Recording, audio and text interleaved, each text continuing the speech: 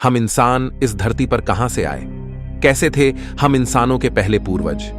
आखिर इतिहास की वो कौन सी घटना थी जिसने इंसानों को जन्म दिया? इंटेलिजेंस का जन्म कैसे हुआ? किसने नग्न घुमक्कड़ इंसानों को कपड़े पहनना सिखाया, बोलना सिखाया? कैसे अंतरिक्ष ने धरती पर लाइफ का बीज बोया? दोस्तों, आज से 3.5 अरब साल पहले पृथ्वी पर एक ही प्रकार की लाइफ थी, यानी सिंगल सेल लाइफ। लेकिन अरबों सालों के थपेड़े खाते हुए आज करोड़ों स्पीसीज धरती पर मौजूद है। हम इंसान 37 खरब से भी ज्यादा बैक्टीरियाज की कॉलोनी है। लेकिन इन करोड़ों स्पीसीज से अलग है हम इंसान, जिसमें भाषा और संस्कृति भी मौजूद है। ऐसे में इतने कॉम्प्लेक्स इंसान की उत्पत्ति कैसे हुई? वो सब चीजें जो हमें इंसान बनाती है, आखिर कैसे नेचर से हमें मिली? कैसे अरबों साल के विकास क्रम ने जीवन को एक नई दिशा दी? चलिए जानते हैं आज के इस एपिसोड में। हमारी पृथ्वी पर 3.5 अरब साल पहले रहस्यमय ढंग से लाइफ पैदा हुई। उससे पहले पृथ्वी पर लाइफ का कोई नामो निशान नहीं था, यानी इसकी उत्पत्ति से लेकर 1 अरब साल तक पृथ्वी लाइफ से सूनी थी। पृथ्वी पर कॉन्शियसनेस पैदा ही नहीं हुई थी। 1 अरब साल तक पृथ्वी अनकॉन्शियस थी, लेकिन 3.5 अरब साल पहले कुछ ऐसा हुआ जिसने पृथ्वी पर एक ग्रेटेस्ट शो को जन्म दिया। उस शो का नाम है एवोल्यूशन। जब से लाइफ पैदा हुई तब से लेकर अब तक प्राकृतिक आपदाएं हमेशा से लाइफ की दुश्मन बनी रहीं, और यही कारण है कि 5 बार प्रलय ने लाइफ को खत्म करने की कोशिश की, लेकिन लाइफ हमेशा सरवाइव करती गई। न सिर्फ सरवाइव, बल्कि कॉम्प्लेक्स फॉर्म में विविध प्रकार के जानवर धरती पर पैदा होते चले गए। शुरुआत में जन्मी सिंगल सेल बैक्टीरिया लाइफ की सबसे सिंपल फॉर्म थी, और धीरे धीरे नेचर ने इसे कॉम्प्लेक्स बनाना शुरू किया। अरबों सालों में लाइफ समुद्र से भूमि पर और भूमि से आसमान में कदम रखने लगी। इन अरबों सालों में इंसान का कोई नामो निशान नहीं था। आज से 65 मिलियन साल पहले डायनासोर्स जैसी प्रजाति का भी अंत हो गया था। डायनासोर्स के युग का अंत होने के बाद अब धरती पर मैमल्स का राज होना बाकी था। मैमलियंस धरती पर मौजूद सभी स्तनधारियों और इंसानों के पूर्वज थे, जो साइज में चूहे के जितने छोटे थे। लेकिन नेचुरल सिलेक्शन और एवोल्यूशन के चलते मैमल्स की भी कई अलग अलग प्रजातियां पैदा होने लगी। डायनासोर के मरने के बाद अब धरती मैमल्स के लिए खुला मैदान थी। जो मेमल्स डायनासोर के डर से बिलों में छुप कर रहते थे, वे अब बेखौफ घूम सकते थे। अब वे दिन दहाड़े एक नए एनवायरनमेंट में रहने लगे। अब मैमल्स ने अपनी आजादी का फायदा उठाकर अलग अलग वातावरण में रहना शुरू किया। इस वजह से नेचुरल सिलेक्शन के चलते मैमल्स भी कई प्रकार के जीवों में विकसित होने लगे। लेकिन दोस्तों, डायनासोर अभी पूरी तरह नहीं मरे थे, बल्कि उड़ने वाले डायनासोर की कई प्रजातियां अभी भी सरवाइव कर गई थीं। पर बदलते मौसम और वातावरण की वजह से वे भी धीरे धीरे बर्ड्स में इवॉल्व करने लगे। इन मैमल्स को विचित्र प्रकार के जीवों में तब्दील होने में अगले करोड़ों साल लगे, जहां मैमल्स इवॉल्व होते होते प्राइमेट में तब्दील हुए। इन्हीं प्राइमेट्स से आगे चलकर इंसान की उत्पत्ति होनी थी।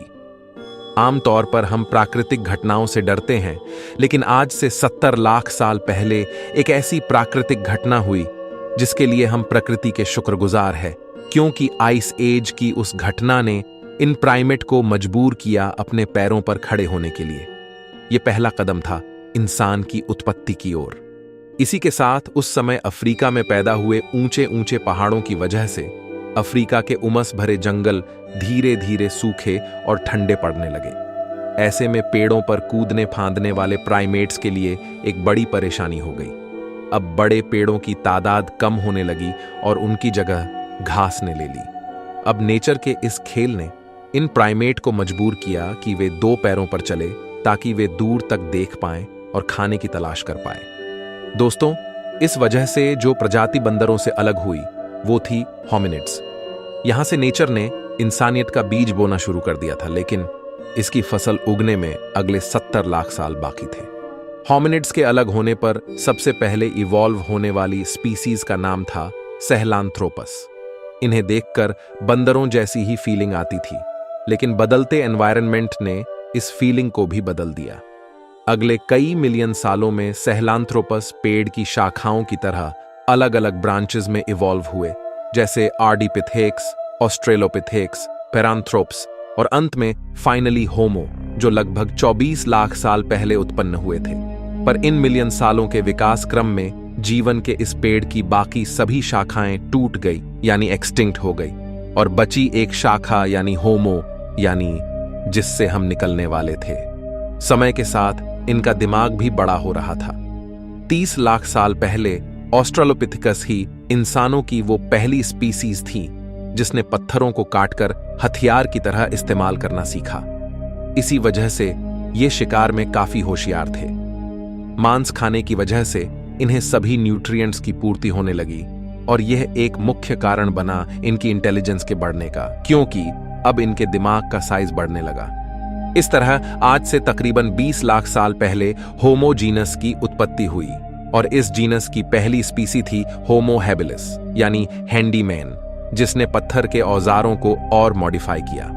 वहीं होमो जीन्स में एक और स्पीसी पैदा हो रही थी, वह थी होमो इरेक्टस, जो आज से करीब 18 लाख साल पहले अस्तित्व में आए। ये वो पहली स्पीसी थी जो 2 पैरों पर सीधा खड़े रह सकती थी। अपने पैरों पर खड़े होकर इसी स्पीसी ने नेचर की जिम्मेदारी को संभाला, और इन्होंने सबसे पहले आग को कंट्रोल करना सीखा। यानी हम कह सकते हैं कि आग का आविष्कार आज से 18 लाख साल पहले हुआ। लेकिन अपने आप आग की खोज कैसे हुई?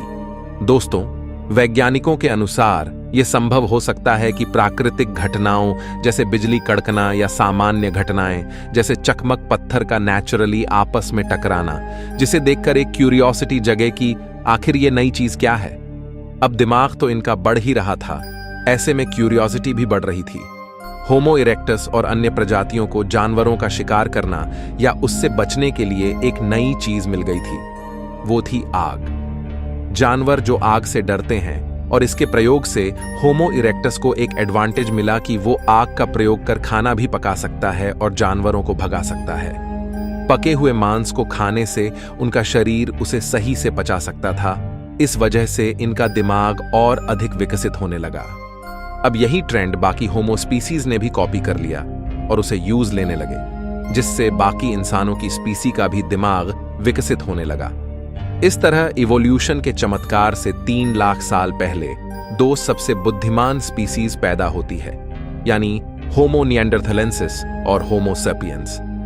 आज से 1 लाख साल पहले इस समय इंसानों की स्पीसीज ने एक बड़ा फैसला लिया। ये अब तक साउथ अफ्रीका में मौजूद थे। ये वहां से माइग्रेट कर धरती के अलग अलग इलाकों पर जाकर बसने लगे। नए इलाकों में जाने पर इनके सामने नए चैलेंजेस आए, नई क्लाइमेट कंडीशन और खुखार जानवर।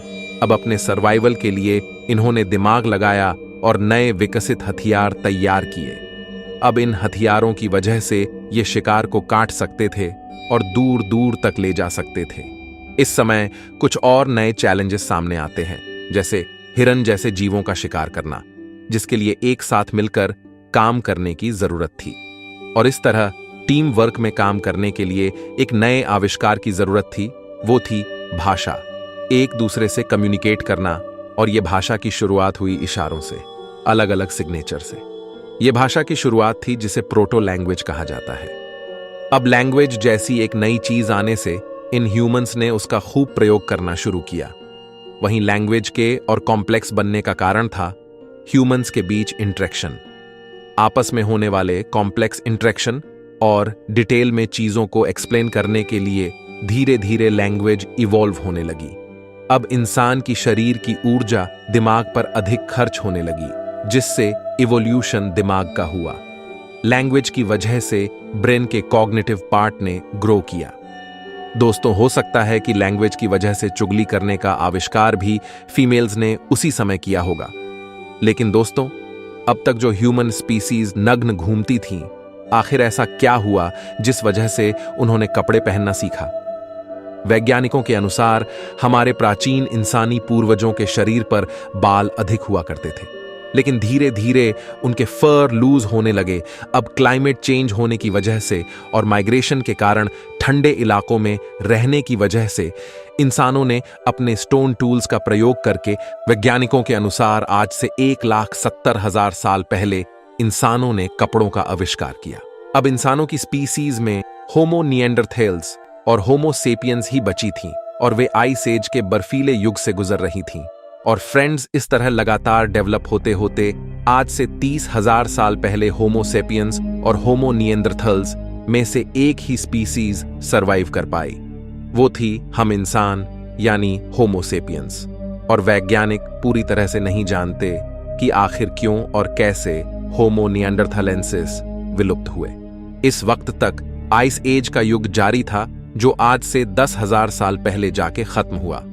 लेकिन मॉडर्न ह्यूमंस किसी तरह हिम युग की कड़कती ठंड को सरवाइव कर गए, पर इधर उधर घूमते रहने की वजह से अब उनके लिए खाने की समस्या होने लगी। इसलिए आज से 10,000 साल पहले एग्रीकल्चर यानी खेती की शुरुआत हुई और अब ह्यूमंस के पास अपनी जिंदगी में काफी फ्री टाइम मिलने लगा, क्योंकि उनकी बेसिक नीड पूरी होने लगी। फिर खाली दिमाग बना शैतान का घर, और हमारे शैतानी दिमाग ने खाली टाइम में कई चीजों का आविष्कार किया, जैसे कि खाने को स्टोर करने के लिए गड्ढे बनाए, जिसके लिए स्पिनिंग व्हील बनाया गया। अब इंसानों के पास रात में खाली टाइम मिलता था, जहां वो अपनी वाइफ या गर्लफ्रेंड से लड़ने के बाद रात के आसमान को निहारने लगे। और आज से 2,500 साल पहले एस्ट्रोनॉमी का विकास हुआ। इस तरह लिखना, चित्रकारी करना, फेस्टिवल्स और फन लविंग लाइफ जीते जीते पिछले 5,000 साल में हम मॉडर्न ह्यूमंस आज इस टेक्नोलॉजी के जमाने में आ चुके हैं। लेकिन दोस्तों, इवोल्यूशन अभी रुका नहीं है, बल्कि इवोल्यूशन हमेशा चलता है। आज भी हम इंसान इवॉल्व हो रहे हैं। जैसे नाखून बढ़ते हुए हमें दिखाई नहीं देता, लेकिन लंबे समय बाद वह काफी बड़ा हो जाता है। इस तरह इवोल्यूशन की प्रक्रिया काफी धीरे होती है और आगे आने वाले मिलियन सालों में न जाने हम इंसान किस रूप में बदल जाए। आज हम ऐसी कई परिस्थितियों से गुजर रहे हैं जो हमें लगातार शेप कर रही है। जिस तरह भूतकाल में हम इंसानों की कई विचित्र प्रजातियां थीं, उसी तरह हो सकता है हम इंसानों की और भी कई विचित्र प्रजातियां पैदा हो जाएं। आज हम जीवन के लंबे इतिहास को जानते हैं कि किस तरह जीवों का विकास हुआ, लेकिन एक सवाल अभी भी वैज्ञानिकों को परेशान करता कि आखिर लाइफ की शुरुआत कैसे हुई, किसने पृथ्वी के गर्भ में लाइफ का बीज बोया। यह एक बहुत बड़ा रहस्य है। लेकिन कुछ वैज्ञानिकों के अनुसार 4 अरब साल पहले लाखों एस्टेरॉयड की वर्षा में उन्हीं एस्टेरॉयड्स के साथ एमिनो एसिड मॉलिक्यूल्स के रूप में लाइफ भी अपने सूक्ष्म रूप में पृथ्वी पर आई। लेकिन अगर यह सच है तो यह सवाल उठता है कि हमारी जैसे ही लाइफ किसी अन्य ग्रह पर भी इन्हीं एमिनो एसिड मॉलिक्यूल्स से क्यों नहीं आ सकती। आखिर आज पृथ्वी पर ही इंसान क्यों है, अन्य ग्रहों पर हमें कोई लाइफ क्यों नहीं मिली। इस बारे में आप क्या सोचते हैं? कमेंट में हमें जरूर बताइए। मैं मिलता हूं आपसे किसी अगले वीडियो में। तब तक के लिए ब्रह्मांड में घूमते रहिए।